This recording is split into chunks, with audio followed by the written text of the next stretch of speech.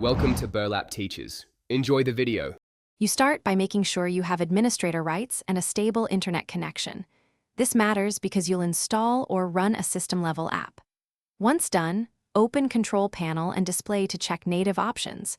Windows 7 lacks a built-in nightlight, so you generally need a third-party tool like Flux. You download the installer, save it, and make sure no critical work is open. Installers may prompt for a restart. This gets you ready to activate blue light reduction immediately. You run the Lux installer as administrator and follow the prompts. Accept the default location access, which lets the app calculate local sunset and sunrise times. Once installed, open Lux and enter your city or zip so it knows when to shift color temperature automatically. Then, drag the day and night sliders to reduce blue light. Warmer values at night help melatonin.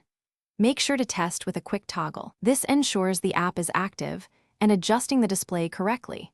You finish by enabling Lux to start with Windows so the filter is always active. Check its menu for the auto start option. Once set, make sure no other screen color tools or graphics control panels are overriding settings. Disable those to avoid conflicts. If the screen tint looks off, recalibrate the sliders or use Windows Display Color Calibration. If problems persist, restart, then uninstall and reinstall Lux. This often resolves permission or driver conflicts, so the blue light filter works reliably. Thanks for watching. Consider subscribing if this video helped you.